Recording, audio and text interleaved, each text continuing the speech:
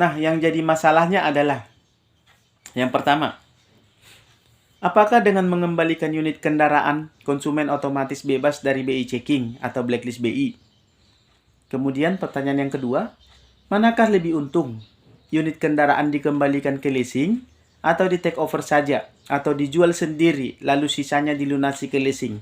Atau yang ketiga, masih bisakah atau masih adakah kemungkinan bisa minta keringanan atau tenggang waktu ke leasing dalam bentuk negosiasi supaya kendaraan tidak ditarik dulu atau disita dulu? Baik, mari kita bahas tuntas satu persatu. Salam berjumpa kembali dengan saya Maro di Maro Channel. Kali ini kita akan membahas tentang gagal bayar atau kredit macet. Apa yang harus kita lakukan apabila mengalami gagal bayar atau kredit macet? Lalu tindakan apa yang sebaiknya kita ambil tentang nasib kendaraan kita, mobil atau motor kita apabila kita mengalami hal tersebut? Baik, bahasan atau topik kali ini saya kasih judul, jangan asal nyerah bayar angsuran, lalu kendaraan dikembalikan ke leasing. Karena hal ini bisa menimbulkan masalah baru di kemudian hari. Lalu bagaimana sebaiknya jika konsumen sudah tidak sanggup lagi bayar angsuran? Baik, kita akan bahas secara detail, namun singkat, padat, dan jelas. Tapi sebelumnya, sebelum kita lanjut, jangan lupa untuk subscribe, like, komen, dan share channel ini supaya semakin bermanfaat bagi orang banyak. Baik, dengan adanya kredit kendaraan, memiliki mobil ataupun motor kini menjadi lebih mudah. Sekarang ini sudah lebih mudah bagi kita untuk memiliki kendaraan dengan cara mengajukan kredit ke leasing atau ke pembiayaan. Sebab konsumen atau debitur bisa mengajukan kredit dengan uang muka dan cicilan per bulan yang DP-nya dan cicilannya bisa disesuaikan dengan kemampuan konsumen untuk bisa memiliki kendaraan yang diimpikan. Atau bagi nasabah yang butuh modal pinjaman untuk usaha, beli lahan, renovasi rumah, biaya pendidikan, biaya berobat, dan kebutuhan lainnya, konsumen dan nasabah tersebut bisa mengajukan pinjaman pembiayaan ke pembiayaan leasing atau bank dengan cara menggadaikan BPKB kendaraannya seperti BPKB motor, BPKB mobil, pickup, atau truk. Namun terkadang seiring berjalannya waktu, tentu ada saja konsumen yang tak sanggup membayar cicilan atau berujung kredit macet. Entah itu karena debitur kehilangan pekerjaan, kehilangan penghasilan, atau usaha yang bangkrut, bahkan mungkin tertipu, atau ditipu rekan bisnis yang mengakibatkan nasabahnya atau konsumennya tidak sanggup lagi melanjutkan cicilannya. Akhirnya konsumen terpaksa harus mengembalikan kendaraan kepada perusahaan pembiayaan atau leasing. Sebagaimana tertuang dalam Peraturan Undang-Undang Republik Indonesia Nomor 42 Tahun 1999 tentang jaminan fidusia. Kalau debitur terlambat membayar, mereka wajib untuk menyerahkan kendaraan ke perusahaan pembiayaan atau leasing. Lantas, apakah cicilan dianggap lunas ketika kendaraan dikembalikan kepada leasing? Kendaraan yang dikembalikan karena tidak kuat bayar cicilan biasanya akan dilelang terlebih dahulu oleh pihak leasing. Kemudian, hasil penjualannya akan digunakan untuk melunasi kewajiban konsumen yang belum dibayar. Jika hasil lelang masih kurang atau hasil penjualannya tadi masih kurang untuk membayar cicilan, untuk menutup cicilan, untuk menutup hutang nasabah, maka perusahaan pembiayaan berhak untuk menagih sisanya atau kekurangannya kepada nasabah sesuai kesepakatan. Tapi, bila hasil lelang ada untung lebih, perusahaan pembiayaan wajib untuk memberikan keuntungan tersebut kepada konsumen. Jika dari penjualan tersebut, penjualan secara lelang, jika ada lebihnya, maka pihak leasing harus mengembalikan sisanya kepada debitur.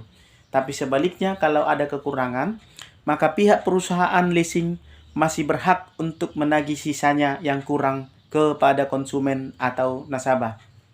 Nah, yang jadi masalahnya adalah Yang pertama, apakah dengan mengembalikan unit kendaraan, konsumen otomatis bebas dari BI checking atau blacklist BI? Kemudian pertanyaan yang kedua, manakah lebih untung? Unit kendaraan dikembalikan ke leasing atau di take over saja atau dijual sendiri lalu sisanya dilunasi ke leasing?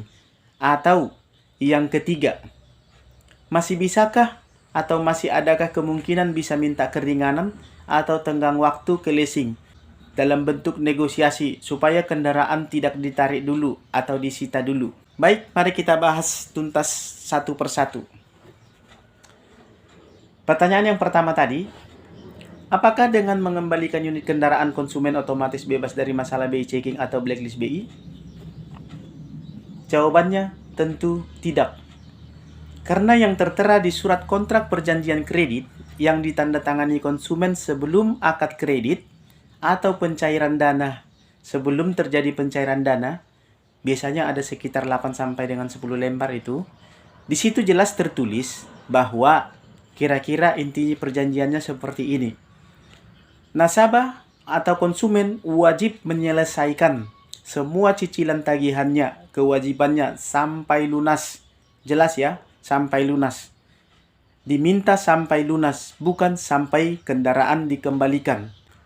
Tapi, biasanya jika terjadi pengembalian kendaraan yang diakibatkan gagal bayar, maka perusahaan akan berusaha untuk menutup sisa tunggakan dengan cara melelang kendaraannya. Nah, apabila dananya cukup, maka perusahaan akan membayarkan sisa hutang nasabahnya supaya akun hutang nasabahnya bisa dibalance, bisa ditutup. Sehingga tidak jadi kredit bermasalah di BI checking nasabahnya di kemudian hari. Dan reputasi perusahaan leasingnya juga tetap terjaga di mata OJK dan lembaga terkait lainnya. Nah, yang jadi masalah adalah apabila hasil lelang, hasil penjualan kendaraannya tidak mencukupi untuk membayarkan sisa pokok hutangnya, supaya akun hutangnya atau rekening kreditnya bisa dibalance atau ditutup. Maka biasanya, leasingnya akan berusaha meminta sisa hutangnya ke nasabah atau konsumen. Dan jika konsumen tidak membayarkan kekurangannya, maka tentu saja itu jadi kredit bermasalah dan konsumen pasti kena blacklist BI atau SLIC. Dan tentu saja konsumen tidak bisa lagi mengajukan pinjaman atau kredit ke bank atau ke leasing sampai konsumennya melunasi sisa hutangnya. Pertanyaan yang kedua, manakah yang lebih untung? Unit kendaraan dikembalikan ke leasing atau di take over saja atau dijual sendiri lalu sisanya dilunasi ke leasing?